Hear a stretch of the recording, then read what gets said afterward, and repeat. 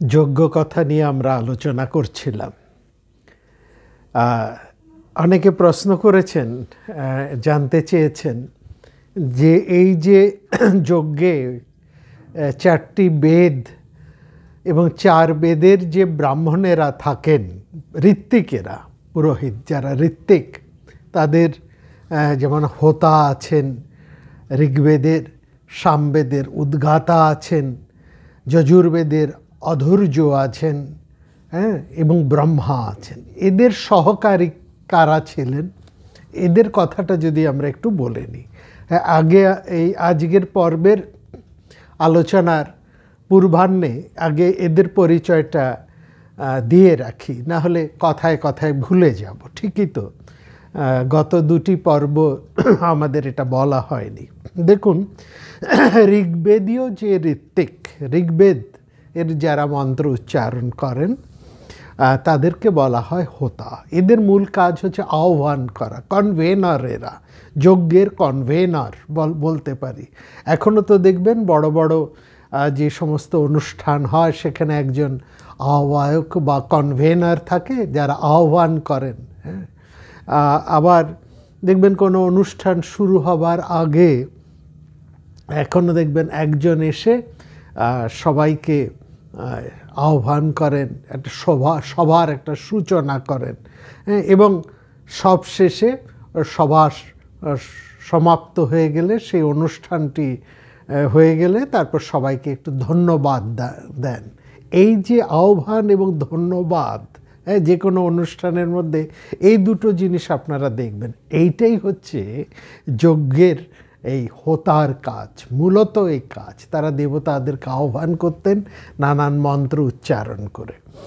তো এই ঋগ্বেদীয় যে ঋত্বিক, যিনি প্রধান, তাকে বলা হতো হোতা। হোতাকে আরও 3 ধরনের ঋত্বিকেরা তাকে সাহায্য করতেন, কারণ তার কাজটা তো অনেক বেশি, মন্ত্রপাঠ, এক এক দেবতাকে আহ্বান করা এবং ইত্যাদি ইত্যাদি, একটা বিপুল কাজ। তো তার মধ্যে 3 ধরনের যারা তাকে সাহায্য করতেন তারা ছিলেন মৈত্রাবরুণ, অচ্ছাবাক এবং গ্রাবস্তুত। মৈত্রাবরুণ, অচ্ছাবাক এবং গ্রাবস্তুত, এই প্রত্যেকটা শব্দের নামের একটা কিন্তু অর্থ আছে। এই অর্থ বা এদের ক্রিয়ার মধ্যে আমরা যাব না। যদি ভবিষ্যতে কখনো এই যজ্ঞ ক্রিয়া নিয়ে আরও বিস্তৃতভাবে আমরা আলোচনা করতে পারি, বিভিন্ন যে যজ্ঞগুলো আছে সেটা নিয়ে যদি আমরা আলোচনা করতে পারি, তাহলে এদের প্রত্যেকটি নামের তাৎপর্য এবং তাদের কি কি ক্রিয়া সেটা নিয়ে আমরা আলোচনা করতে পারবো। সামবেদের যিনি প্রধান, তাকে বলা হতো উদ্গাতা, এবং তাকে সাহায্য করতেন 3 জন। তাদের ছিলেন প্রতস্তা, প্রতিহর্তা এবং সুব্রহ্মণ্য। আর যজুর্বেদের যিনি প্রধান, তাকে বলা হতো অধৈর্য। অধৈর্য বা অধৈর্য থেকে অধৈর্য, অধ্যরকে যিনি যুক্ত করেন, অধ্যর মানে যোগ্যকে বলা হয় অধ্যর। অধয় বয় র, অধ্যরকে যিনি যুক্ত করেন, অর্থাৎ যজ্ঞের ব্যবস্থাপনা মুখ্যত যিনি করেন তিনি হচ্ছেন অধৈর্য। এবং নিরুক্তে তাকে এইভাবেই তা ডিফাইন করা হয়েছে। তো তার এই অধৈর্যর কাজটা ছিল সবচাইতে মুখ্য কাজ। একেবারে যাজ্ঞিক যে সমস্ত ক্রিয়া, যেটা আমরা বলেছি, এবং আপনারাও এতদিন মোটামুটি এই ব্যাপারে খানিকটা বুঝে গেছেন, তাকে মোটামুটি 10 শ্রেণীর ব্রাহ্মণ ঋত্বিক, 10 জন ঋত্বিক তাকে সাহায্য করত। যেখানে হোতাকে 3 জন, উদ্গাতাকে 3 জন সহকারী, উদ্গাতার 3 জন, হোতার 3 জন সহকারী, সেখানে কিন্তু অধৈর্যর 10 জন সহকারী। এরা হচ্ছেন প্রতিপ্রস্থাতা,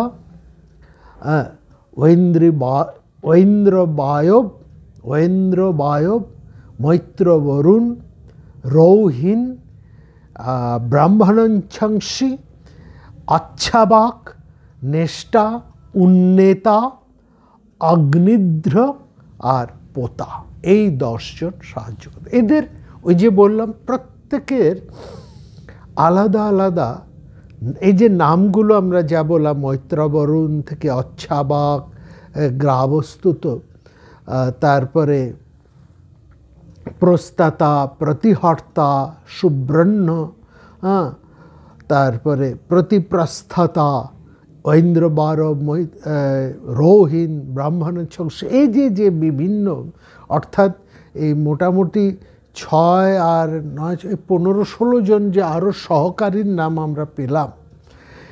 এদের এই যে নামগুলো না, এই নামগুলোর প্রত্যেকটা নামের একটা ভীষণ অন্তর তাৎপর্য, মানে নামগুলো এমন নয় যে এমনি বলা হয়, নামগুলোর অর্থ আছে এবং তাদের ক্রিয়াও আছে। এগুলো আমরা একটু জানার আমাদের সৌভাগ্য হয়েছিল ঠাকুর মশাইয়ের কাছে, আর ঠাকুর অনন্তলাল মহাশয়ের কাছে বসে। আসলে এখন আমাদের সত্যি খুব অনুশোচনা হয়, দুঃখ হয়।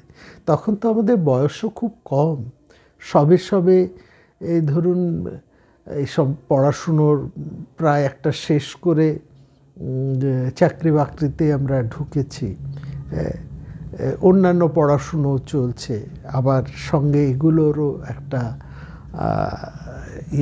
দিক আছে। এরকম একটা সন্ধিক্ষণে তখন আমাদের বয়সও বা তখন কত, এই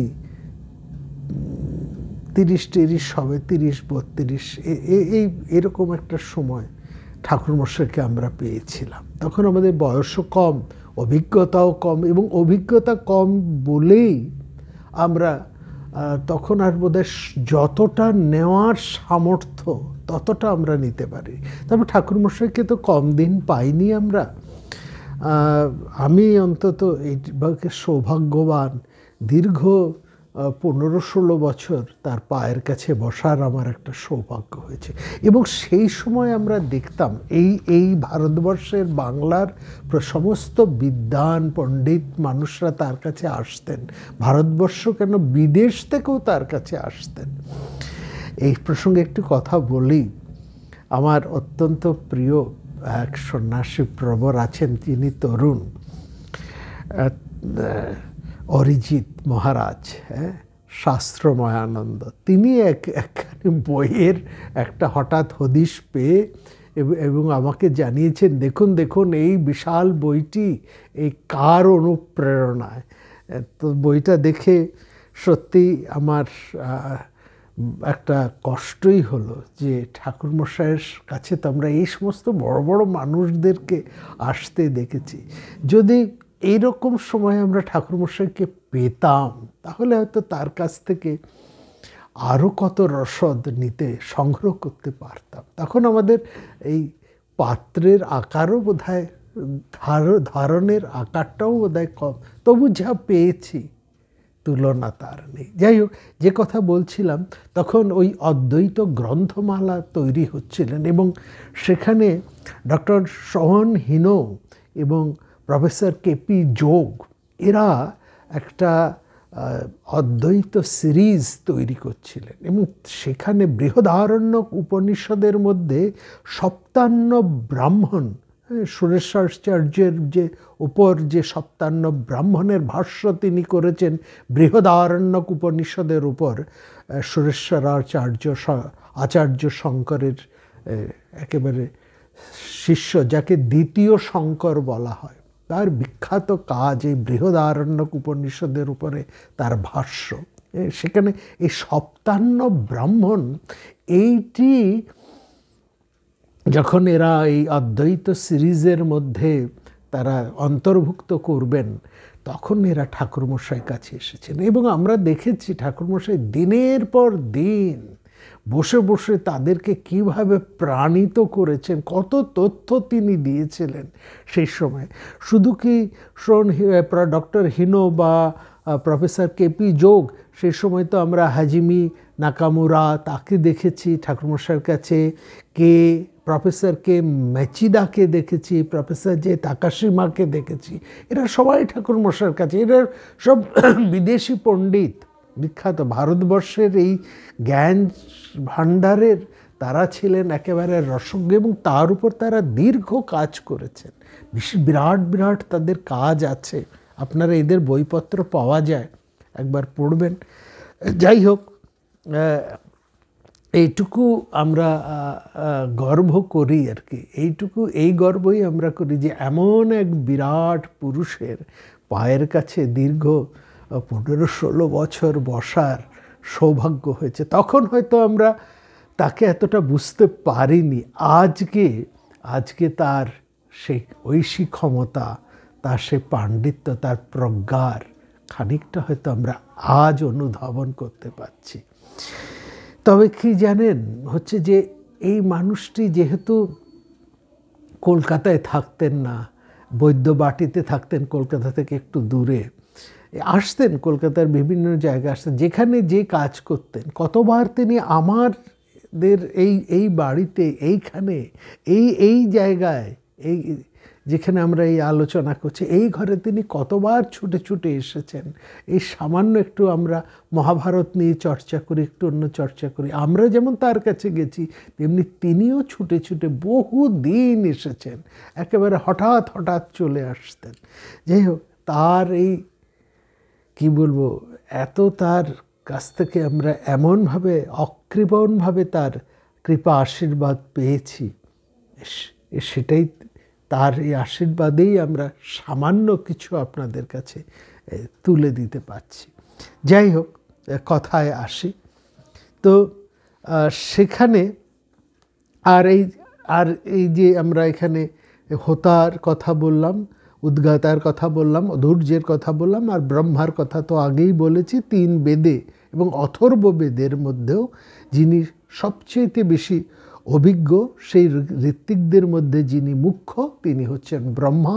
ব্রহ্মণ শব্দের অর্থ হচ্ছে মন্ত্র।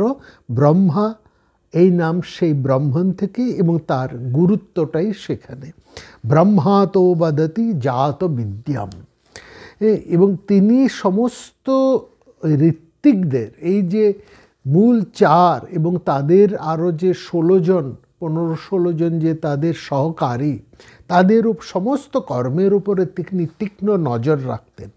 অনুষ্ঠানে কারও যদি কোনো রকম ত্রুটি ঘটতো, সেটাকে তিনি সংশোধন করে দিতেন। এছাড়াও কোনো ঋত্বিক তার কাছে কোনো কাজের জন্য যখন অনুমতি চাইতেন, এই অনুমতি, যজ্ঞ কর্ম শুরু করব, এই অনুমতিটা ব্রহ্মার কাছ থেকে নিতে হতো। যেমন যখন কোনো কিছু আমরা শুরু করার আগে একজন প্রধানের কাছ থেকে, গুরুর কাছ থেকে, বা সেই অনুষ্ঠানের যিনি প্রধান সভা মুখ্য, তার কাছ থেকে যেমন আমরা অনুমতি নিই, সেরকম সমস্ত যাজ্ঞিক ক্রিয়া শুরু করার আগে ব্রহ্মার কাছ থেকে অনুমতি নিত। এই যে অনুমতি প্রার্থনা, এর নাম হচ্ছে প্রসব। যে সন্তান জন্ম দিচ্ছেন জননী যেভাবে প্রসব, তেমনি এই যজ্ঞ ক্রিয়া ভাবনারও আরেকটি অর্থ হচ্ছে প্রসব। মানে এই যাজ্ঞিকেরা তারা এখানে কিছু প্রসবিত করবেন, দেব করুণা। তার মধ্যে এই সমস্ত কর্মের মধ্যে দিয়ে, যে যাজ্ঞিক কর্মকে সমস্ত যাজ্ঞিক মানে ঋত্বিকেরা এটা মনে করতেন, তাদের এই সমস্ত কর্মের মধ্যে দিয়ে, এই যজ্ঞ ক্রিয়ার মধ্যে দিয়ে একটা মহৎ কিছু প্রসবিত হবে। এই জন্য তারা এই অনুমতিটাকেও বলা হতো প্রসব, এবং এই অনুমতি দানটাকেই বলা হয় প্রসব দান। যাই হোক, আমরা সেই যজ্ঞক্রিয়ার আজকে 3য় পর্বের মধ্যে আসি। আপনাদের জানি না কেমন লাগছে, কতজন এই নিয়ে আপনাদের আগ্রহ আছে, তবু ধরা থাকুক, কারণ এইসব কথা বলার মানুষ ধীরে ধীরে হারিয়ে যাচ্ছেন। আর যেটুকু আমরা এই ঠাকুরমশাইয়ের কাছ থেকে জানতে পেরেছি, এবং পরবর্তী সময়ে অন্যান্য কোনো জায়গা, অন্যান্য সমস্ত শ্রেষ্ঠ মানুষদের কাছে বসেছি, তার মধ্যে আরেকজনের নাম আমাদের অবশ্যই করা দরকার। তিনি আমাদের প্রতিবেশীও বটে, তিনি হচ্ছেন অধ্যাপক অমর কুমার চট্টোপাধ্যায়। তিনিও আমাকে বহু স্নেহ করেছেন এবং তিনিও ঠাকুরমশাইয়েরই আশ্রিত, তারই কৃপাধন্য, এবং সেই থেকেও তিনি আমাকে এই বিভিন্ন বিষয়ে নিয়মিত, তিনি যতদিন সুস্থ শরীর যত দিন থাকতে তার কাছে যখনই গেছি কিছু কিছু জানার আমাদের সুযোগ এসছে। যাই হোক, এই প্রথম 15 মিনিট আমরা এই সব ভূমিকাটুকু করে রাখলাম, কারণ এদের কথা বলাও হচ্ছে, এই সমস্ত মহৎ মানুষদের স্মরণ হচ্ছে এক মহতিক কর্ম। তাদেরকে স্মরণ করেই আজকের পর্ব শুরু করছি। তো আমরা গৃহ্য অগ্নির কথা বলছিলাম।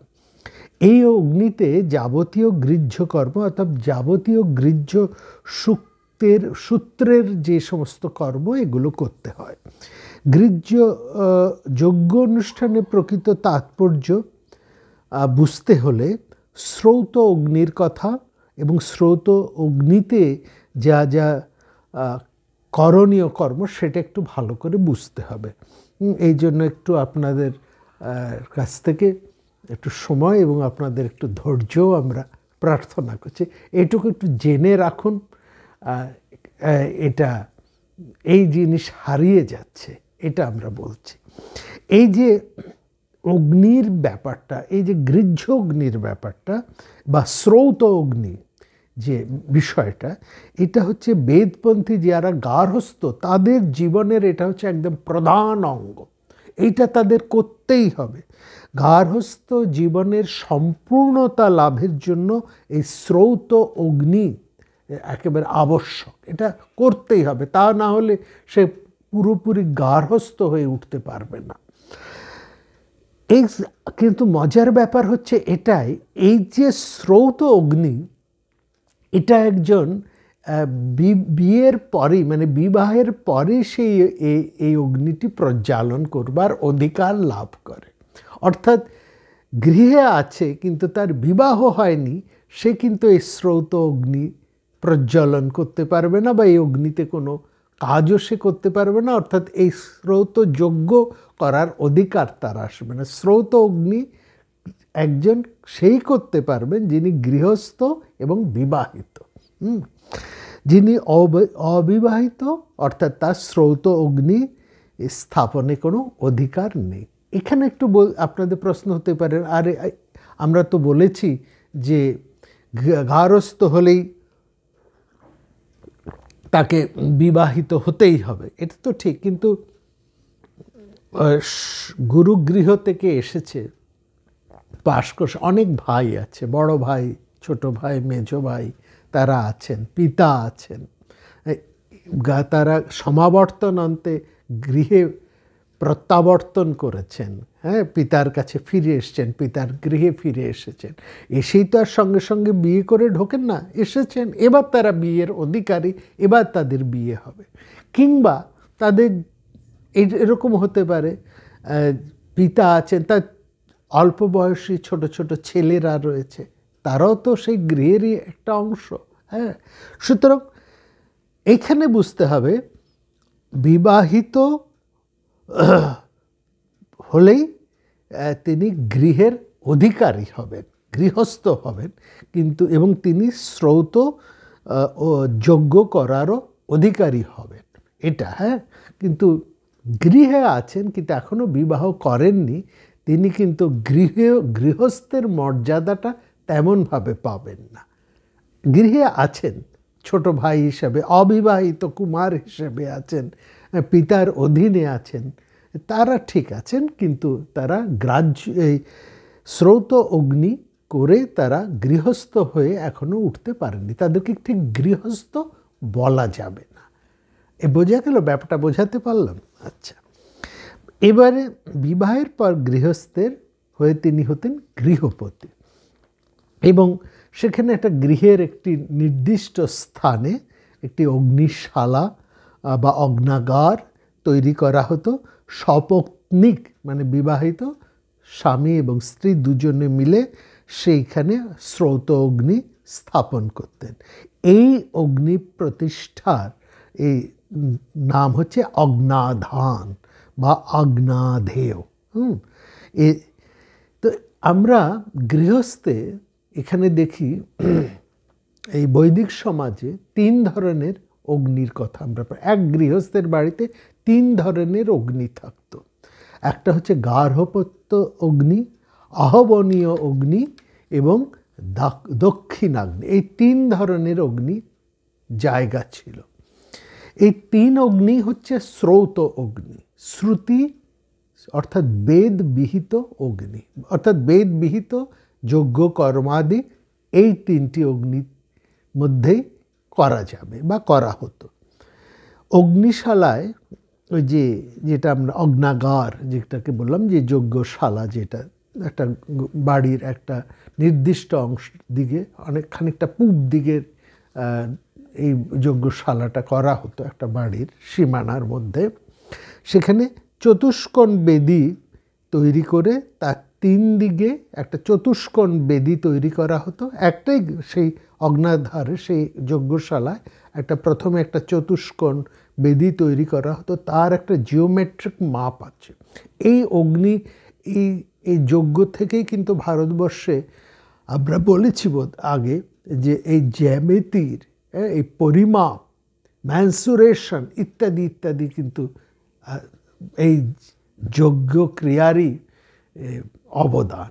অর্থাৎ ওই যে ব্রাহ্মণ্য গ্রন্থগুলোর কথা বলেছি না, সেই ব্রাহ্মণ্য গ্রন্থের মধ্যেই আপনারা কিন্তু এই জ্যামিতি পাবেন, জিওমেট্রি পাবেন, ম্যানসুরেশন।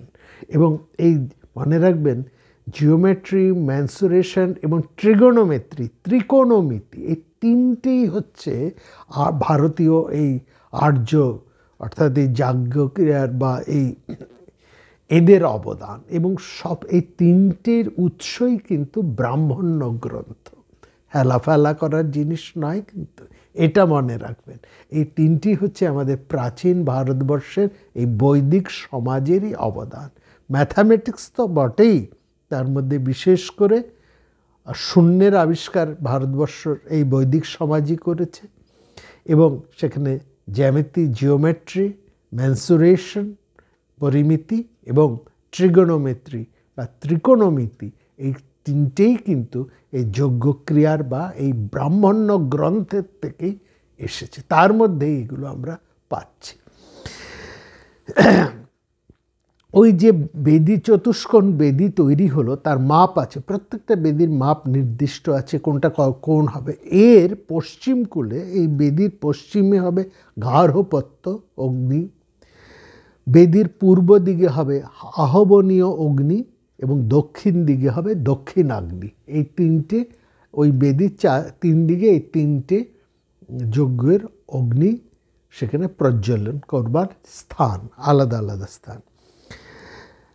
এবং 3টের আকারও আলাদা আলাদা, দেখলেই বোঝা যাবে। যেটা গার্হপর্য তার সেটা হতো চতুর্ভুজাকার, স্কোয়ার ধরনের চতুর্ভুজাকার গার্হপত্য অগ্নি।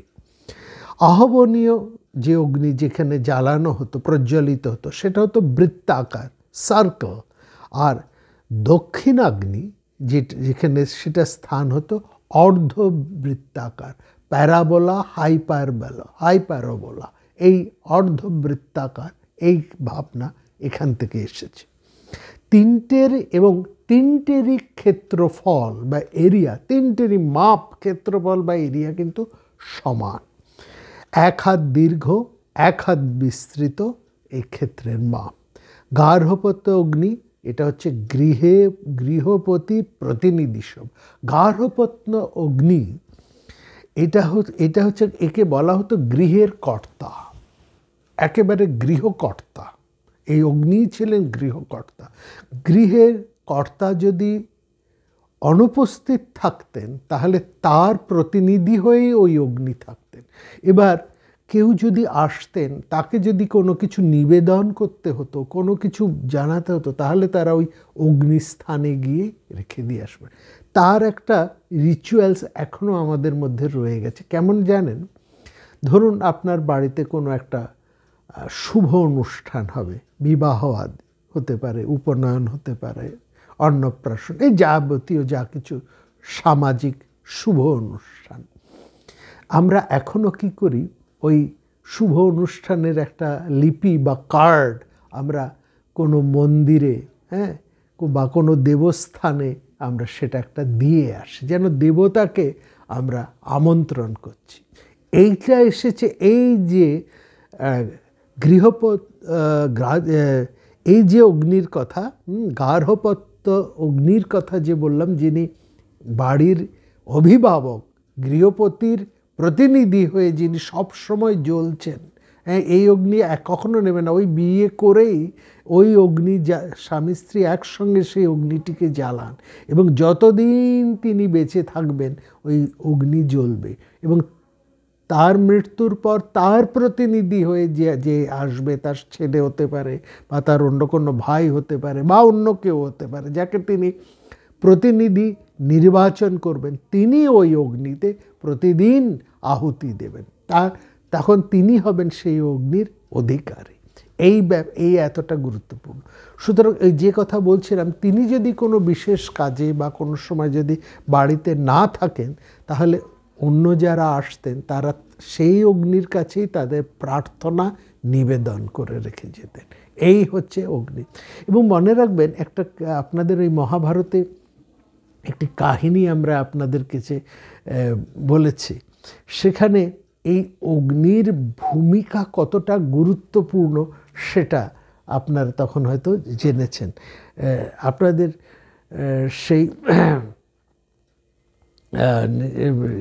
সেই যে মহাভারতের বিভিন্ন কাহিনীর মধ্যে এই গার্হপত্য অগ্নির বিষয়গুলো সেখানে বিশেষ করে আসে। যাই হোক, সে কাহিনীর কথাটা এক্ষুনি মনে পড়ছে না, পরে মনে পড়লে আপনাদেরকে আমি জানাবো। তো যাই হোক, ওই আর আহবনীয় অগ্নি, এটা তো গার্হপত্য অগ্নির কথা এবং তার গুরুত্বের কথা বললাম। আহবনীয় অগ্নি সেখানে দেবতাদের অগ্নি, এতে দেবতাদের উদ্দেশ্যে যাবতীয় দ্রব্যের আহুতি সেখানে দেওয়া হতো।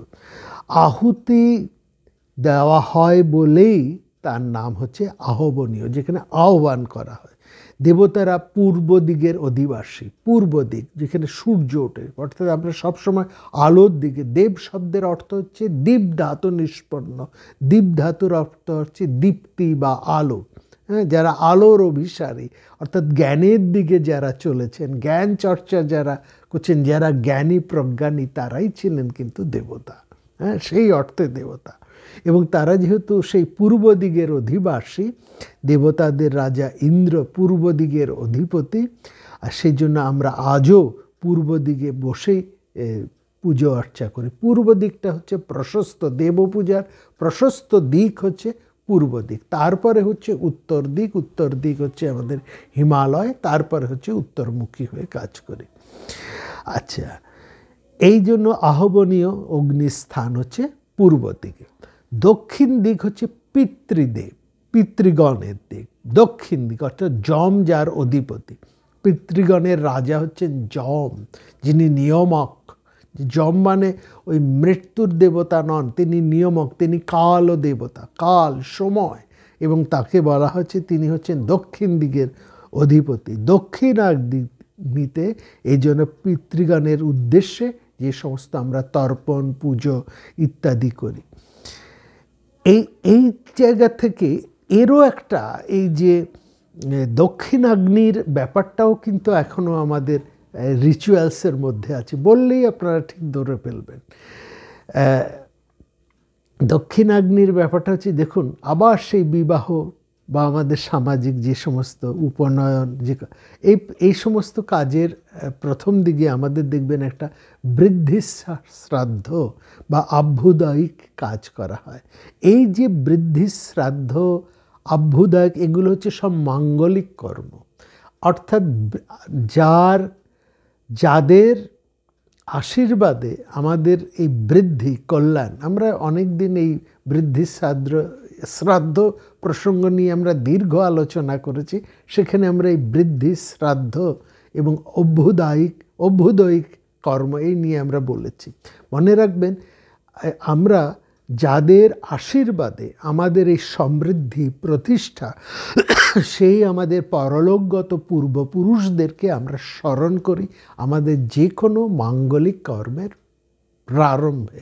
সেটা আপনার বিবাহ হতে পারে, উপনয়ন হতে পারে, হ্যাঁ, অন্নপ্রাশন হতে পারে, গৃহপ্রতিষ্ঠা হতে পারে, গৃহপ্রবেশ হতে পারে, যাবতীয় যা কিছু মাঙ্গলিক কর্ম তার আগে আমরা এই বৃদ্ধি শ্রাদ্ধ বা অভ্যুদয়িক, অর্থাৎ যাদের আশীর্বাদে আমাদের এই অভ্যুদয় ঘটেছে, তো সেই ধারাটা তখন তারা যজ্ঞ করতেন এই দক্ষিণ দিকে, দক্ষিণ আগ্নির মধ্যে। এখনও এই অভ্যুদয়িক ইত্যাদি কাজ দক্ষিণ দিকে দেবতাদের উদ্দেশ্যে আমরা করে থাকি, এবং সেটা হচ্ছে এই অগ্নাধান কর্ম, সেটা হচ্ছে এই দক্ষিণ আগ্নির মধ্যে করে থাকে। আর তিনি কি এই যে কাজগুলো সব কাজগুলো করতেন অধৈর্য। তিনি বিভিন্ন স্থান থেকে আগুন এনে সেই যজ্ঞশালায় তিনি জ্বালাতেন, এবং এই যে বৃদ্ধি শ্রাদ্ধ বা অভ্যুদয় কাজের জন্য আগের দিন মানুষরা, তার আগের দিন স্বামী স্ত্রী আর কি, অর্থাৎ গৃহস্থ এবং তার স্ত্রী, তারা সেই যজ্ঞশালায় প্রবেশ করতেন, তারা উপবাস করতেন এবং শুদ্ধ হয়ে থাকতেন। দেখবেন আমাদেরও এই সমস্ত মঙ্গল কর্ম করার আগের দিন আমরা হবিষ্য করি। হ্যাঁ, হবিষ্য করার অর্থ হচ্ছে এই নিরামিষ খাওয়া, একটু শুদ্ধভাবে থাকা, এই হবিষ্য করা। ঠিক সেই রকমই গৃহস্থ ওই যজ্ঞশালায় রাত্রিবাস করতেন এবং খুব সংযত হয়ে তারা এই প্রথম দিন সেই রাতটা, মানে যেদিন তারা বৃদ্ধি শ্রাদ্ধ বা অভ্যুদয়িক কাজ করবেন তার আগের দিন তারা সংযত হয়ে সেই আগের রাত্রে যজ্ঞশালায় প্রবেশ করে স্বামী এবং স্ত্রী দুজনই খুব সংযতভাবে থাকতেন এবং অনেকটা উপবাস তারা করতেন, ওই অগ্নির সাথে তারা বাস করতেন, এবং পরের দিন তারা প্রভাতে এই বৃদ্ধি শ্রাদ্ধ বা অভ্যুদয়িক কর্মাদি দক্ষিণ আগ্নিতে তারা সুসম্পন্ন করতেন। আচ্ছা, এই যে অগ্নি, এই অগ্নি, সেখানে হতো অগ্নি মন্থন, এবং এই অগ্নি মন্থনের কথা আমরা আগেও বলেছি। দুটি অরণি বা কাঠ ঘষে ঘষে অগ্নি মন্থন করা হতো, একটা কাষ্ঠখণ্ড জ্বালিয়ে, এবং সেটা এই যে অরণিগুলোকে সূর্যোদয়ের পূর্বেই এই অরণি মন্থন করে এই যজ্ঞ করতো, কেন একেবারে সূর্যোদয়ের আগেই প্রথম সূর্যের উদ্দেশ্যে, পিতৃগণের উদ্দেশ্যে, সূর্যের উদ্দেশ্যে প্রথম তর্পণ এবং প্রথম আহুতিটা দিতে হতো। সুতরাং, এবং এই অগ্নিমন্থনের পূর্বে দেখুন একটা রিচুয়াল আছে, এই রিচুয়ালটা খুব গুরুত্বপূর্ণ, এটা একটু বুঝবেন। এই যে অগ্নিমন্থন, দুটো অরণি ঘর্ষণ করা হতো, এই অরণি ঘর্ষণ তো তখনকার দিনে দেশলাই ছিল না, দুটো কাঠে কাঠে ঘষেই হতো, এবং এই কাঠগুলো হচ্ছে আপনার ওই অশ্বত্থ গাছের বা শমী বৃক্ষের মধ্যে যে অশ্বত্থ গাছ জন্মাতো সেই দুটো কাঠ। আজও যদি আমরা ওই কেরালাতে যাই কিংবা নেপালের কিছু কিছু জায়গায় আছে, এখনও সেই দুটো কাঠে কাঠে ঘষে আগুন জ্বালাবার সেই প্রক্রিয়াটা কিন্তু একেবারে হারিয়ে যায়নি, সেখানে রাখা আছে, সেখানে এখনও ওই প্রথায় আগুন জ্বালানো হয়। উৎসাহীর আপনারা গেলে, সেরকম জায়গায় গেলে কিন্তু এটা দেখতে পাবেন। তো যাই হোক, এর একটা আমরা যে ক্রিয়াগুলো বলছি, এগুলো আমরা আগেই বলেছি যে আমরা যে কথাগুলো বলছি সেগুলো হচ্ছে যজ্ঞ ক্রিয়াগুলো, ক্রিয়ার ভাবনাগুলো, আমরা যে কীভাবে কাজগুলো করা হতো, এর অন্তর তাৎপর্য বা মানসযজ্ঞ, সেগুলো আমরা পরে বলবো। যজ্ঞ তো দু ধরনের, একটা হচ্ছে এই বাইরের যজ্ঞ, সেটা একটু স্থূল ভাবনা, আর একটা তার আছে একেবারে অন্তর ভাবনা, অন্তর তাৎপর্য বা মানসযজ্ঞ যাকে বলা হয়, সেই নিয়ে আমরা পরে আলোচনা করব। তো এইখানে যজমান এবং তার পত্নী দুজনেই ওই অগ্নি মন্থন করে সে অগ্নি প্রজ্বলন করতেন, এবং সেই সময় ঋত্বিকরা সাম গান করতেন, অধৈর্য সেখানে নিয়ে যেতেন, এবং ঘোড়াটি, অশ্বটি আগে আগে চলত। তো যাই হোক, এবং সমস্ত কিছু হওয়ার পরে সেখানে অধৈর্য তিনি যজুর মন্ত্র পাঠ করে সেখানে তিনি সে আহ্বনীয় অগ্নিতে একেবারে যজ্ঞ শেষে পূর্ণাহুতি দিতেন। হ্যাঁ, মানে যজমান যখন পূর্ণাহুতি দিতেন, যজমান সে অধৈর্যকে স্পর্শ করে থাকতেন। এবং এই গার্হপত্যের অগ্নি আমরা আগেই বলেছি এটা সব সময় জ্বলবে, এক মুহূর্তের জন্য তার নিভবে না, ওকে নিভতে দেওয়া যাবে না। যদি নেবে তাহলে এটা প্রত্যাবয়, এবং তার জন্য আবার অনেকভাবে সেই করে মানে সেখানে যদি কোনো কারণে সেটা নিভে যায়, কোনোভাবে যদি সে গার্হপত্যের অগ্নি যদি কোনো কারণে নিভে যায়, তাহলে গৃহপতিকে এবং তার স্ত্রীকে দুজনকেই সে প্রায়শ্চিত্ত করতে হতো। প্রায়শ্চিত্ত করে আবার সেটাকে নতুন করে জ্বালাতে হতো। তো এই গার্হপত্য আগুন এটা সারাদিন জ্বলত, সব সময়, মানে দিন রাত যতদিন গৃহপতি আছেন ততদিন এই অগ্নি জ্বলবে। এবং তারপরে তার যে প্রতিনিধি তিনি এই আগুনটিকে রক্ষা করে যাবেন, অর্থাৎ সেই আগুন যাতে না নেবে প্রতিদিন সেই আগুনের মধ্যে আহুতি দিতে হবে এবং আগুনটি যাতে জ্বলে সেটা। সেই জন্য দেখবেন এই যে নিভতে না দেওয়া, হ্যাঁ, তারও আবার একটা রিচুয়ালের কথা আপনাদেরকে বললে আপনারা এখন বুঝে যাবে। তারও একটা ক্ষুদ্র সংস্করণ আমাদের মধ্যে রয়েছে, সেটা হচ্ছে আমরা যে জাগ প্রদীপ জ্বালাই, একেবারে সেটাতে জাগ প্রদীপ। দেখবেন বিবাহ ইত্যাদি যে সমস্ত মাঙ্গলিক কর্ম, আমাদের যে বরণডালা প্রশস্ত পাত্র আমরা সাজাই, তাই না? সেই প্রশস্ত পাত্রের মধ্যে একটা মাটির হাঁড়ির মধ্যে একটা প্রদীপ জ্বলে এবং তার মধ্যে একটা ঢাকা একটু ফাঁক করে, সরার একটা ঢাকা একটু ফাঁক করে রাখা হয় এবং এক দুজনের উপর তার দায়িত্ব থাকেন, গৃহের কোনো যিনি একটু অভিজ্ঞা, এরকম কোনো রমণীর উপরে কোনো সে গৃহের তিনি গৃহের মানে প্রধানা হতেও পারেন বা অন্য কেউ অভিজ্ঞা কেউ, তার উপর এই দায়িত্বটা থাকেন যাতে ওই প্রদীপটা নিভে না যায়। এবং ওই প্রদীপ থেকেই সমস্ত পুজো আর্চা, এমনকি সেখানে যদি কোনো যজ্ঞকর্ম করা হয় সেই আগুন থেকে ওটা নিয়ে জ্বালানো হয়। ওটা যে কয়দিন পুজোটা হয়, দুর্গা পুজোর সময় দেখবেন ওই যতদিন পুজো চলে ততদিন ওই প্রদীপটা জ্বলে। বিবাহ অনুষ্ঠানও শুরু হয় একেবারে সেই অভ্যুদয়ের সময় এই প্রদীপটা জ্বালানো হয়, বৃদ্ধি শ্রাদ্ধের সময়। এবং বিবাহর পরে বর যখন বধূকে নিয়ে ঘরে প্রবেশ করে, ওই আলো দিয়েই তাদেরকে বরণ করা হয়। এটা যাবতীয় মাঙ্গলিক কর্ম এই সমস্ত করা হয়। তো এই আগুনটা এই যে জ্বালানো হলো, এটা একেবারে অহর্নিশ চলবে।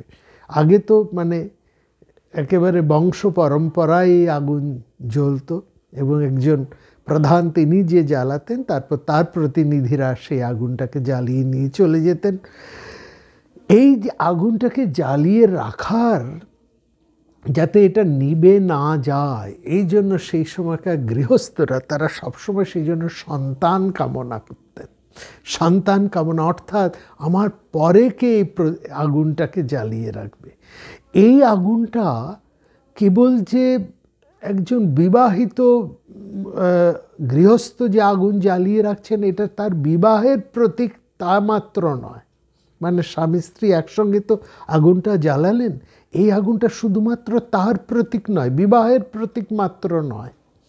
এই আগুনে তার সংসারের প্রতিদিনের কাজ হচ্ছে, তার দেবতা পূজার ক্ষেত্রে যে দেবতাদের উদ্দেশ্যে যে অগ্নি, আহ্বনীয় অগ্নি, সেটাও জ্বালানো হচ্ছে এই আগুন থেকে, এই গার্হপত্য অগ্নি থেকে।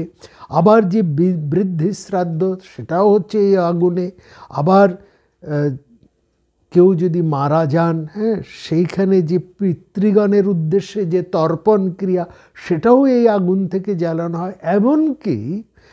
এমনকি তার যত যশ প্রতিষ্ঠা সব কিছুই ওই অগ্নিতে হয়। যেমন ধরুন একজন মানুষ, একজন গৃহস্থ, তার যা যা অ্যাচিভমেন্ট, সে এখনকার দিনে দেখবেন সে যা যা অ্যাচিভ করছেন, যা কিছু তিনি পাচ্ছেন অ্যাচিভমেন্ট হিসেবে, সে যা সমস্ত ফলক পাচ্ছেন, যা কিছু সেগুলো যেমন তার ঘরের মধ্যে সাজিয়ে রাখা হয়, হ্যাঁ রাখা হয় তো তার যত সম্মান হিসেবে সম্মানসূচক যে সমস্ত তিনি পান, পদক এবং ইত্যাদি যাবতীয় যেমন সাজিয়ে রাখা হয়, সেগুলো যেমন তার যশ প্রতিষ্ঠার মেমেন্টো আমরা যাকে বলি আর কি, তো সেগুলো যেমন তার যশ প্রতিষ্ঠার পরিচায়ক, তার স্বীকৃতির পরিচায়ক, সেরকম ওই অগ্নিও ছিল তার স্বীকৃতির পরিচায়ক। তিনি বড় বড় যা সমস্ত কাজ করতেন সব কিছুই ওই অগ্নিরকেই বর্ধিত করতো। ওই অগ্নি যেন তাতেই আরও বেশি বর্ধিত হয়ে স্ফীত হয়ে উঠত। এইটা কেবলমাত্র যে তার বৈবাহিক অগ্নি তা নয়, এই অগ্নিটি ছিল তার সমস্ত যশ প্রতিষ্ঠা। অর্থাৎ ক্ষত্রিয় রাজারা যে বড় বড় যুদ্ধ জয় করতেন, অশ্বমেধ যজ্ঞ করতেন, রাজসূয় যজ্ঞ করতেন, সব এই যজ্ঞ এবং এক একটা বড় বড় তারা যে সমস্ত কাজ করতেন তাদের যে প্রতিষ্ঠা, হ্যাঁ এটা যেমন ক্ষত্রিয়দের ক্ষেত্রে তেমনি বৈশ্যদের ক্ষেত্রে তারা যে বড় বড় ব্যবসা বাণিজ্য করে তাদের যে অর্থনৈতিক প্রতিষ্ঠা হতো, সবটা প্রতীক হচ্ছে এই ঘার্যপত্য অগ্নি। আবার যারা ব্রাহ্মণ ছিলেন, যারা বেদ বিদ্যা চর্চা করতেন, তাদের জ্ঞানের প্রতিষ্ঠা, তাদের যাবতীয় যশ, তাদের যা পাণ্ডিত্য, সব কিছুর পরিচায়ক হচ্ছে এই গার্হপত্য অগ্নি। এবং এই অগ্নিতেই মনে রাখবেন তার এই যশ বীর্য পরাক্রমের এই যে প্রতিষ্ঠা সূচক যে অগ্নি, যা তার বিবাহে অগ্নিতে প্রজ্বলিত হয়েছিল, এই অগ্নি নিয়েই যাওয়া হতো তার পারলৌকিক কাজের। অর্থাৎ তিনি মারা গেলে এই অগ্নিকেও কিন্তু, এই অগ্নি সবার আগে আগে চলতো। একজন ব্রাহ্মণ অধৈর্য তিনি এই অগ্নিকে ধারণ করে এগিয়ে প্রথমে যেতেন, তারপরে তার দেহকে নিয়ে যাওয়া হতো এবং ওই অগ্নিতেই তার দাহ কর্মটি করা হতো। সুতরাং এই অগ্নি হচ্ছে একজন মানুষের জীবনে, একজন গৃহস্থের কতখানি জীবনে কতটা গুরুত্বপূর্ণ নিশ্চয়ই আপনারা বুঝতে পারতেন। সেই জন্য এই অগ্নিকে নিভতে দেওয়া হতো না। নিভে যাওয়ার অর্থ যে শুধু আগুনটা নিভে যাচ্ছে তা নয়, এই নিভে যাওয়া হচ্ছে মানে তার সে সবসময় চেষ্টা করছে সে তার যশ প্রতিষ্ঠার মধ্যে দিয়ে তার অভ্যুদয়কে বাড়ানো। একজন বৈশ্য চাইছে তার অর্থনৈতিক অভ্যুদয়, একজন ব্রাহ্মণ চাইছেন তার জ্ঞানের অভ্যুদয়, একজন ক্ষত্রিয় চাইছেন তার রাজ্য প্রতিষ্ঠার অভ্যুদয়। এই অগ্নিটাও আরেক নাম হচ্ছে আভ্যুদয়িক অগ্নি।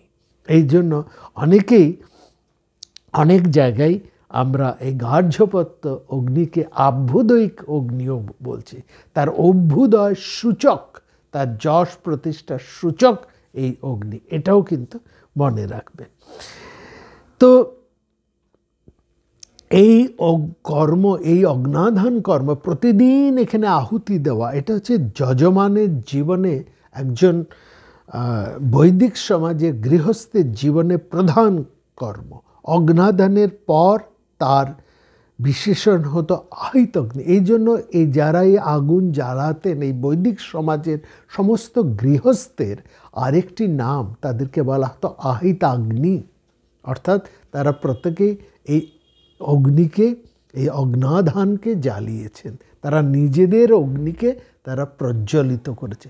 সুতরাং এই ভাবনাটার মধ্যে যে অন্তঃতাৎপর্যটা, এটা কেবলমাত্র বিবাহ করবার জন্যেই যে তারা পড়াশুনোটা করতে পারলেন। যে আমরা তো প্রথম পর্বে বলেছি যে গুরুর গৃহ থেকে সমাবর্তন লাভ না করলে, অর্থাৎ শিক্ষিত না হলে সে বিয়ের অধিকারী হতে পারতো না, বিয়ে করতে পারতো না, আর বিয়ে না করতে পারলে সে গার্হস্থ হতে পারতো না, সামাজিক হতে পারতো না, সমাজের একজন সদস্য হিসেবে সে বিবেচিত ছিল না। তার মানে কি পড়াশুনোটা শুধু ওই বিয়ে করার জন্য ওইটুকুর মধ্যেই সীমাবদ্ধ তা নয়। কিন্তু এইখানে কিন্তু এই পড়াশুনো বা তার অভ্যুদয়, তার প্রতিষ্ঠা, তার চর্চা, যে যে বিভিন্ন দিকে যার যেই দিকে আছে সেইটা যাতে অক্ষুণ্ণ থাকে, সেই আগুন যাতে আরও বেশি স্ফীত হয়ে ওঠে, আরও মহিমামণ্ডিত হয়ে ওঠে, সেই ভাবনাটাও কিন্তু এই গার্হপত্য অগ্নির মধ্যে কেমনভাবে রয়েছে সেটা একটু লক্ষ্য করবেন। অর্থাৎ this all are the inspiration, অর্থাৎ মানুষের মধ্যে এই আগুনের তেজকে বাড়িয়ে তোলা অন্তরে এবং বাইরে, এইটা বিশেষ গুরুত্বপূর্ণ। এবং এই আহিতাগ্নি গৃহস্থই তিনি হচ্ছেন 16 আনা গৃহস্থ, এটা মনে রাখবেন। অগ্নাদানের পর তিনি যাবতীয় শ্রৌতকর্ম, যাবতীয় দেবযজ্ঞ পিতৃযজ্ঞের অধিকার লাভ করতেন। দেবগণ এবং পিতৃগণ তারা অলক্ষ্যে মানুষের মর্ত জীবনের নিয়ামক, শুভ অশুভ ফলদাতা, এইটাই বৈদিক সমাজ খুব স্বীকার করতেন, তাই মানতেন। এবং তারা মনে করতেন আমরা পূর্বপুরুষের আশীর্বাদেই আমাদের যা কিছু উন্নতি, দেবতার আশীর্বাদেই আমাদের যা কিছু অভ্যুদয়। নিশ্চয়ই তো দেব শব্দের অর্থই তো সেই দীপ্তিমান, যারা সে জ্ঞানের পথে চলেছেন এবং একজন জ্ঞানী প্রজ্ঞানী মানুষদের আশীর্বাদ, তাদের পূর্বপুরুষদের আশীর্বাদই তো একজন মানুষকে যশস্বী করে তোলে, তাকে তার প্রতিষ্ঠা দেয়, এই ব্যাপারে তো কোনো সন্দেহ নেই। তো আমরা এই যে পিতৃগণ তারা সূক্ষ্মভাবে স্বাদা ভোজন করতেন, আর তাদের ঋণ মোচন না করতে পারলে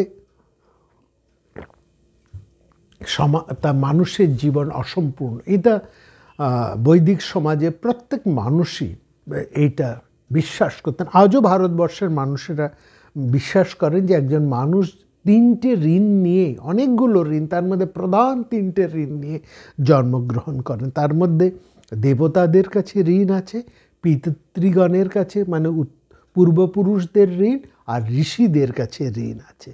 অতএব এই 3টি ঋণ তাকে মোচন না করে সেই সংসার থেকে যেতে পারবে না।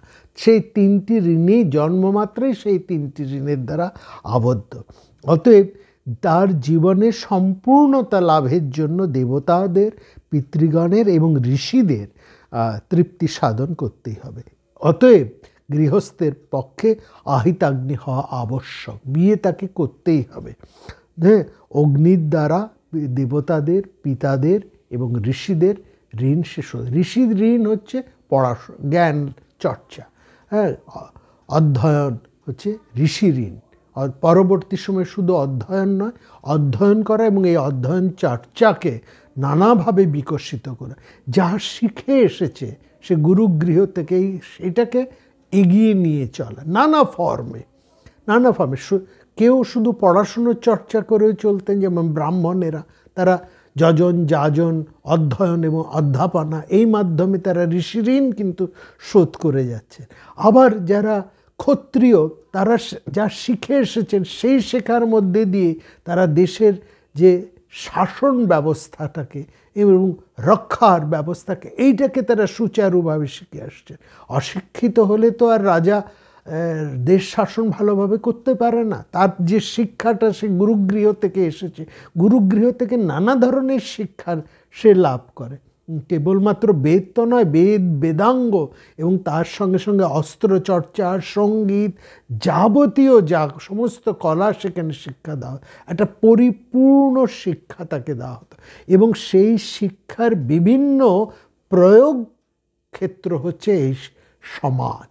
সেই কি তুমি শিখে এসেছো তার ফলিত রূপ হচ্ছে এই সমাজ।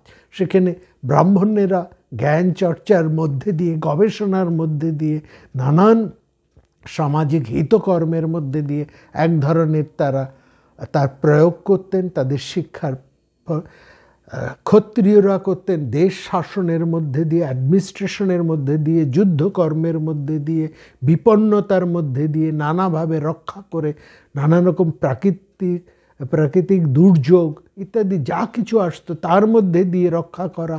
হ্যাঁ, এই সব কিছুর মধ্যে দিয়ে বহির্শত্রু থেকে রক্ষা করা, অন্তর্শত্রু থেকে দেশকে, সমাজকে, মানুষকে রক্ষা করা, এই সমস্ত রক্ষার কাজগুলো এই সব ছিল।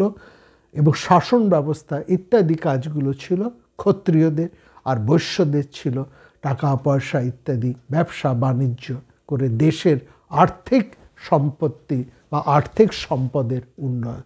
এই ক্ষত্রিয়, ব্রাহ্মণ এবং বৈশ্য এই তিনের একত্রিত ভাবনাতেই একটি রাষ্ট্র কিন্তু সমৃদ্ধবান হয়ে ওঠে। ক্ষত্রিয় যদি ভাবে আমি একলা থাকবো, ব্রাহ্মণ বা বৈশ্যকে গুরুত্ব দেব না, তাহলেও সে চলতে পারে না। অনুরূপভাবে ব্রাহ্মণও একলা চলতে পারেন না, বৈশ্যও নয়। এই তিনের জোট কিন্তু ভীষণ দরকার এবং সেখানে অবশ্যই সমাজে, বৃহৎ সমাজের মধ্যে যারা রয়েছেন, অন্যান্য যারা রয়েছেন, যারা বিভিন্ন কর্মের মধ্যে রয়েছেন, সমাজের বিভিন্ন ভাবনার মধ্যে রয়েছেন, যারা সার্ভিস সেক্টরে রয়েছেন, হ্যাঁ, যাদেরকে শূদ্র বলা হচ্ছে, এই সমস্ত মানুষ, অন্তজ মানুষ যারা একটা বৃহৎ সমাজের মধ্যে, সমাজের বাইরে অথচ বৃহৎ সমাজের মধ্যে, সমাজের বিভিন্ন কর্মের সাথে যারা যুক্ত হয়ে আছেন, তাদেরকেও একত্রিত করে একটা বৃহৎ ভাবনার মধ্যে দিয়েই তারা এই তিন শ্রেণীর মানুষরা আসলে এই ব্রাহ্মণ, ক্ষত্রিয় এবং বৈশ্যরা তারা প্রতিনিধি হয়ে এই বৃহৎ সমাজকে তারা একত্রিত করে সবার একটা কল্যাণ, সমৃদ্ধি ভাবনাতে এগিয়ে নিয়ে চলাই হচ্ছে এদের কাজ। এবং এই কাজের মুখ্য ভূমিকায় তিন ধরনের তিনটি আলাদা আলাদা দায়িত্বে কোথাও ব্রাহ্মণেরা, কোথাও বৈশ্যরা, কোথাও ক্ষত্রিয়রা থাকতেন। তো এইখানে দেখুন, এই যে এই জন্য গৃহস্থের পক্ষে অহিতাগ্নির ব্যাপারটা কতটা গুরুত্বপূর্ণ এটা আমরা বুঝলাম। হ্যাঁ, অগ্নি নিজেও একজন দেবতা, তিনি দেবতাদের পুরোহিত। হ্যাঁ, ঋগ্বেদের প্রথম ঋগ মন্ত্রটাই আপনারা স্মরণ করুন, অগ্নিম ঈড়ে পুরোহিতম যজ্ঞস্য দেবম ঋত্যজম হোতারম রত্নধার। এই যে ধাততম, এই যে হোতারম রত্নধাততম, এই যে মন্ত্র, আমি মানে তারা, অগ্নি হচ্ছেন দেবতাদের পুরোহিত, তিনি হোতা নামে ঋত্বিক, তিনি দেবতাদেরকে আহ্বান করে আনছেন, তিনি দেবতাদের মুখ, এবং তার মুখের মধ্যেই হব্য দান করলে দেবতাদেরকে দেওয়া হয়। তিনি হচ্ছে হবাবহ, এই যে তিনি দেবতাদের জন্য হব্য বহন করে নিয়ে যান। এবং গার্হ্যপত্য অগ্নি মানে গৃহস্থ এবং দেবতাদের মাঝখানে যেন একটা সংযোগ সূত্র তৈরি করছে। হ্যাঁ, এবং এই তিনি হচ্ছেন গৃহস্থের প্রতিনিধি হয়ে দেবতাদের সাথে একটা যোগসূত্র স্থাপন করছে। এবং দেবতাদেরকে বলা হয় এরা সূক্ষ্ম শরীরী, তারা স্থূল অন্ন গ্রহণ করতেন না। কোনো দ্রব্য আগুনের সমর্পণ করলে, আহুতি দিলে সেটা ধূম বাষ্পে, বায়ুতে পরিণত হতো। এই সূক্ষ্মতাই দেবতারা, তারা সূক্ষ্ম দেহের উপযোগিত হতো। দেবতারা ঊর্ধ্বলোকবাসী, অগ্নিশিখা ঊর্ধ্বমুখী, ওটা ধূম এবং বাষ্পরূপে ঊর্ধ্বমুখী দেবতাদের কাছে আমাদের সমস্ত আহুতি সূক্ষ্মভাবে পৌঁছে দেয়। এবং এই যে ভাবনাটা, এই যে সেটা আমরা দেখছি গ্রিক দেশের মধ্যেও রয়েছে, সেটা রোমানদের মধ্যেও রয়েছে। দেখুন, প্রাচীন গ্রিকদের যে অগ্নি দেবতা, তার নাম হতে হেস্টিয়া। হ্যাঁ, তা প্রত্যেক গৃহস্থের বাড়িতেও কিন্তু অগ্নিশালা ছিল, সেখানে অগ্নিরক্ষয় হতো এবং তা গ্রিকরাও ওই অগ্নি পুজো করতেন। গ্রিকরা যখন এক দেশ ছেড়ে অন্য দেশে যেতেন, তারাও তাদের নিজেদের অগ্নিকে সঙ্গে সঙ্গে নিয়ে যেতেন। এই জন্য, অর্থাৎ এইভাবে উপনিবেশের মাধ্যমে এই অগ্নি ভাবনা এক জায়গা থেকে আরেক জায়গায় চলে এসেছে। গ্রিকদের মধ্যে যিনি হেস্তিয়া, রোমানরা তাকে বলতে, রোমান দেশে সেই অগ্নি পুজো হয়, তারাও অগ্নি উপাসক, তারা সেই অগ্নিকে বলে ভেস্তা। ভেস্তা হচ্ছে রোম নগরের রক্ষাকর্তা। আর যেমন আমাদের গৃহের রক্ষাকর্তা, তেমনি রোম দেশের রক্ষাকর্তা হচ্ছে এই ভেস্তা। ভেস্তা হচ্ছে সেই অগ্নি দেবতা, যিনি রোম, যেমন আমাদের আহ্বানীয় অগ্নি, গার্হ্যপত্য অগ্নি যেমন গৃহের প্রতিনিধি, গৃহ রক্ষা করে, গার্হস্থকে রক্ষা করেন, প্রত্যেক গৃহস্থকে রক্ষা করেন, সেরকম রোম দেশে অগ্নিদেবতা ভেস্তা, তিনি সমস্ত রোম রাষ্ট্রের রক্ষাকর্তা। আমাদের একই অগ্নিভাবনা।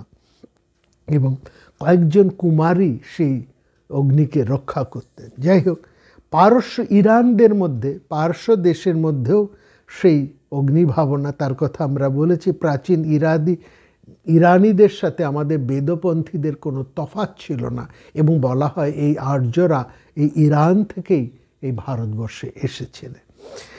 এইবার একটি কথা আপনাদেরকে একটু বলে আজকে শেষ করব আলোচনা। এখানে আমরা বলেছি এই অগ্নির এতে একটা ঘোড়া লাগতো। এই আপনারা বলেছি না যে অগ্নি যখন প্রতিষ্ঠা হতো সেখানে একটা ঘোড়া আনা হতো, একটা ঘোড়ার প্রয়োজন হতো। অগ্নাধান অনুষ্ঠানে একটা ঘোড়া ইজ এ মাস্ট।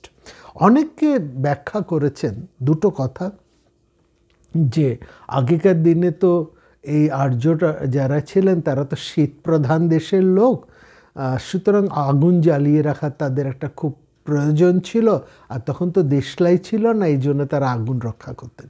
কথাটাকে আমরা অস্বীকার করছি না, কিন্তু শুধুমাত্র এটাও নয়, এই সামান্য আগুন জ্বালিয়ে রাখাটা, হ্যাঁ, প্রয়োজনে আগুন রক্ষা করা, সেটাকে লক্ষ্য করুন একটা কত বিরাট বিস্তৃত ভাবনার মধ্যে দিয়ে নিয়ে গেছে। এটা পকেটে দেশলাই রাখা মাত্র এরকম কোনো স্থূল ভাবনা মাত্র নয়। এই ভাবনার মধ্যে যে একটা বিরাট অন্তর তাৎপর্য রয়েছে, এবং এই অগ্নি ভাবনা একটা গার্হস্থ্য জীবন তথা তার সমাজ তথা তার রাষ্ট্র, তার দেশ, এবং শুধু তাই নয়, বংশ পরম্পরায় একেবারে সময়ের পরম্পরায় একটা দীর্ঘ সময় দিয়ে সবাইকে এক সূত্রে এক লক্ষ্যের দিকে বেঁধে রাখতে পেরেছে এই ভাবনা। সেটাকে আমরা কিন্তু সাধারণ এরকম কোনো অর্থে তাকে নামিয়ে আনতে পারি না। তার মধ্যে, এই ভাবনার মধ্যে যে একটা ব্যাপকতা আছে, একটা গভীরতা আছে, সেটাকে আমাদের প্রণিধান করতে হবে। না হলে তো সবার পকেটেই আজকাল দেশলাই বা লাইটার থাকে। এটা তো সেটা নয়, সেই অর্থ তো নয়। সুতরাং এই তাৎপর্যটাকে একটু বোঝা দরকার। ঠিক সেরকমভাবেই এই একটা ঘোড়ার দরকার হতো। এই কাজে ঘোড়ার তাৎপর্য কী? অনেকে আবার বলেন ওই তখনকার আর্যদের তো প্রধান ছিল ঘোড়া, তারা তো আর ঘোড়া ছাড়া আর অন্য কিছু পায়নি, এই জন্য তারা সব কাজে নিয়ে এসছে। হ্যাঁ ঠিক, এটাও আমরা বলি ঠিক। আর্যদেরা যেখানে থাকতেন সেখানে ঘোড়াই ছিল তাদের মূল পশু। গাভী বা অন্যান্য পশু তারা যখন আরেকটু নিচে নেবে তারা মর্ত, এই সমস্ত অংশে যখন তারা এলো পাহাড় ডিগে, তখন তারা প্রথম জলের পরিচয় পেল, শস্যের পরিচয় পেল, চাষবাস শিখল, হ্যাঁ, এবং গাভী ইত্যাদি অন্যান্য পশু, এগুলো তারা আস্তে আস্তে তার সাথে পরিচিত হয়েছে। কিন্তু অশ্বটা শুধুমাত্র ওই ঘোড়ার মধ্যে, যেমন আগুনটা শুধুমাত্র ওই দেশলাইয়ের বাক্স বা ওই অগ্নিরক্ষার ভাবনাটুকুর মধ্যে আবদ্ধ রইল না, তার একটা গভীরতা, তার একটা প্রাসঙ্গিকতা এবং তার ব্যাপ্তি কতটা, ঠিক সেরকমভাবে ঘোড়াটাও রয়েছে। এই অশ্ব কথাটা নিয়েও আমাদের একটুখানি আজকে আমরা বলে আমাদের আলোচনা শেষ করছি। দেখুন, অশ্ব হচ্ছে গতিশক্তি। অশ্ব হচ্ছে গতিশক্তির আধারকে আর্যরা বলতেন অশ্ব। এখনকার যা আমরা বলি হর্স পাওয়ার, হ্যাঁ, যে অর্থে আমরা বলে থাকি। অশ্বের আরেকটা নাম হচ্ছে আশুগ। আশুগ, অনেকে বলেন আশুগ শব্দের অপভ্রংশ থেকে অশ্ব শব্দটা এসেছে। অনেকে এটা মনে করেন আশুগের অপভ্রংশ থেকে অশ্ব এসেছে। শিব, মহাদেব, মহেশ্বর যাকে বলা হয়, তার যে ভীষণ তপশক্তি, এই যে তার একটা বিরাট তপশক্তি, যোগী শ্রেষ্ঠ বলা হয়, তপশ্রেষ্ঠ বলা হয় শিবকে, এবং তার জন্য তার এই তপশক্তির এই যে একটা বিশাল তপশক্তি, তার যে তীব্রতা, এই জন্য শিবের আরেক নামও কিন্তু অশ্ব।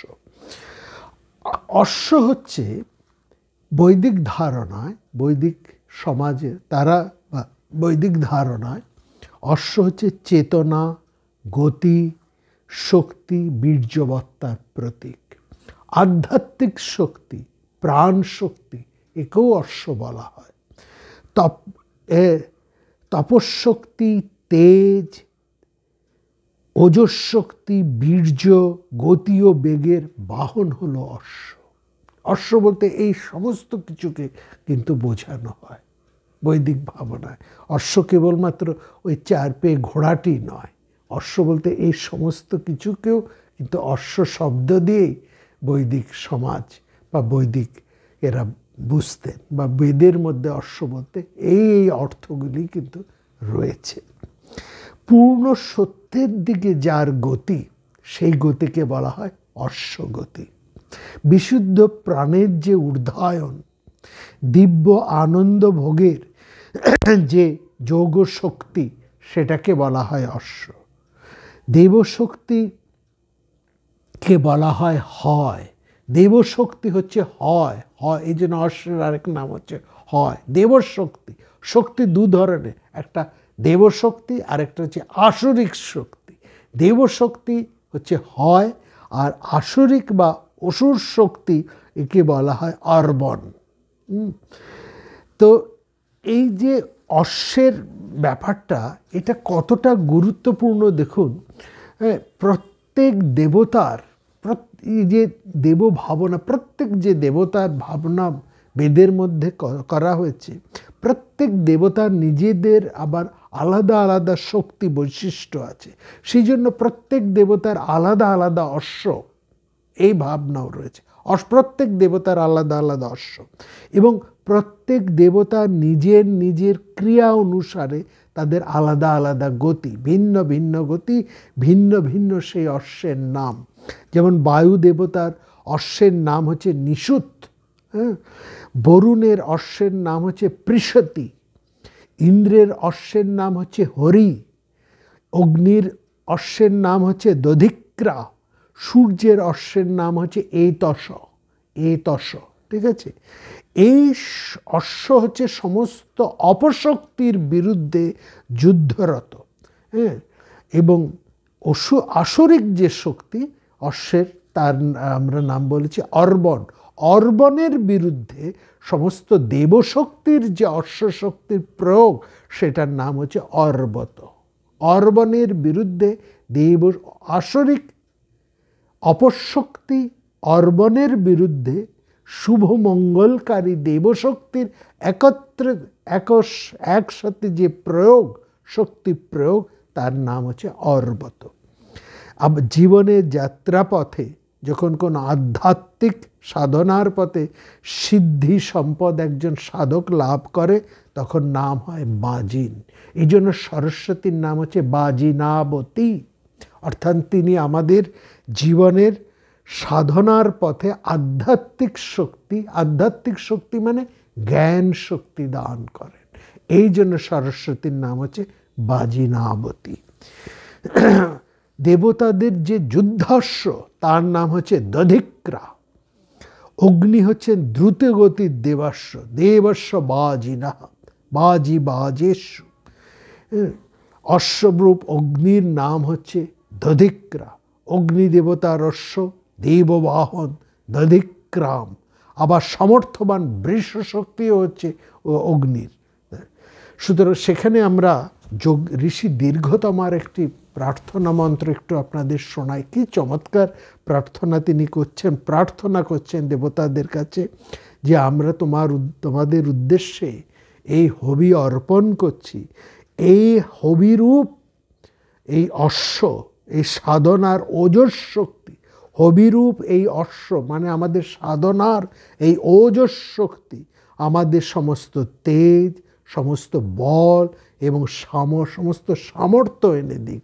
আমাদেরকে শক্তিমান করুক, আমাদেরকে বলবান করুক, আমাদেরকে তেজবান করুক, আমাদের সামর্থ্যবান করুক। ক্ষেত্রং নাশ্য বানাতাং হাবিষ্মান। ঋগ্বেদের মধ্যে অপূর্ব এই প্রার্থনা রয়েছে। সুতরাং এই যে অশ্বের ব্যবহার পুরাণ বেদের নানা ভাবনার মধ্যে রয়েছে। দেখুন কত বৈদিক যে মাইথোলজি, কত যে সমস্ত গল্প রয়েছে, তার কিছু কিছু আমরা মহাভারতের মধ্যে পাচ্ছি, কি সেই সব পুরাণের পরিচয়। সেখানে সূর্য তো হচ্ছেন প্রত্যক্ষ দেবতা তাকে বলা হয়। তিনি 7 ঘোড়ার রথে চড়ে সূর্য চলেছেন। তার 7টা অশ্বশক্তি, এত তার প্রবল শক্তি। তিনি প্রাণ, সমস্ত সংসারের প্রাণ স্বরূপ হচ্ছেন সূর্য। এবং তার এই শক্তি, তার তেজ, তার প্রাবল্য, তার সামর্থ্য, তার ওজস শক্তি 7টা অশ্ব শক্তির সমান। এই জন্য সূর্যের 7টা অশ্বের রথে তিনি যেন দিক পরিভ্রমণ করছেন পূর্ব থেকে পশ্চিম, এই যে তার দীর্ঘ চলা। তো সেখানে দেখুন একটি কাহিনী আছে, যে কাহিনী আমরা আপনাদেরকে বলেছি, স্মরণ করবেন, যে ছায়া, সূর্যের স্ত্রী হচ্ছেন সংজ্ঞা, কিন্তু তিনি সূর্যের তেজ সহ্য করতে পারছিলেন না। সূর্যের এত প্রবল তেজ, তখন তিনি কি করলেন, তিনি ছিলেন বিশ্বকর্মার কন্যা সংজ্ঞা। তিনি পিতার কাছে চলে এসছেন। পিতা বলছে, এ কি, তোমার বিয়ে হয়েছে, তোমার তো স্বামীর কাছে থাকা উচিত। বিবাহিত স্ত্রী, মেয়ে যদি স্বামী গৃহে এসে থাকে এটা তো ভালো দেখায় না, তুমি স্বামীর কাছে ফিরে যাও। কিন্তু সংজ্ঞা বললেন, আমি কি করে ফিরে যাব, এটা তো আমার পক্ষে সম্ভব হচ্ছে না যাওয়াটা। তো সেখানে তখন করেছেন যে অপেক্ষা করো, আমি তোমার একটা মূর্তি তৈরি করে দিচ্ছি। সেটা হচ্ছে ওই ছায়া মূর্তি, সংজ্ঞার একটি ছায়া মূর্তি তৈরি করে দিলেন বিশ্বকর্মা। সে সূর্যের রঙেছে। সূর্য তখন সেখানে দেখছি আমরা, সূর্য একটি অশ্বের রূপ নিয়ে সেখানে বিচরণ করছেন। আরেকটি এরকম অশ্বের ভাবনার কথা আমরা পাই যাজ্ঞবল্ক্যের ক্ষেত্রে। যাজ্ঞবল্ক্যের ঋষির তপস্যায় সন্তুষ্ট হয়ে সূর্য যখন ঋষিকে নতুন যজুর্বেদ দান করেছিলেন, তখনও তিনি বাজি বা অশ্বরূপেই যাজ্ঞবল্ক্যকে দর্শন দিয়েছিলেন। অর্থাৎ এই অশ্ব হচ্ছে প্রাণ শক্তি, গতিশক্তি, তপস্যার শক্তি, বীর্য শক্তি, এই সমস্ত শক্তির প্রয়োগ। এই সাথে সূর্যের সাথে অশ্বের যেমন যোগ, প্রাণের সাথেও অশ্বের যেমন যোগ, আমাদের সমস্ত সাধনার সাথেও এই অশ্বের তেমনি যোগ, এবং জীবনের সামর্থ্যের সাথেও এই অশ্বের যোগ। সেই জন্যে সমস্ত যজ্ঞ ক্রিয়ার মধ্যে অশ্বের এত গুরুত্বপূর্ণ। এবং সেখানেই এই অশ্বমেধ যজ্ঞেরও একটা, অশ্বমেধ যজ্ঞ একটা বিশাল সেই সময়কার যজ্ঞ। এটা ক্ষত্রিয়রা করতেন। এই অশ্বমেধের একটা কিন্তু আধ্যাত্মিক তাৎপর্য আছে। যাই হোক, পরের পর্বে আমরা সেটা আসব। এই অশ্ব ভাবনার কথাটা একটু আপনারা জানলেন, এটি যজ্ঞ ভাবনার সাথে অঙ্গাঙ্গিভাবে যুক্ত। সবাই খুব ভালো থাকবেন। পরের পর্বে আপনাদের সঙ্গে আবার এই যজ্ঞ ভাবনার নতুন কোনো কথা নিয়ে উপস্থিত হব।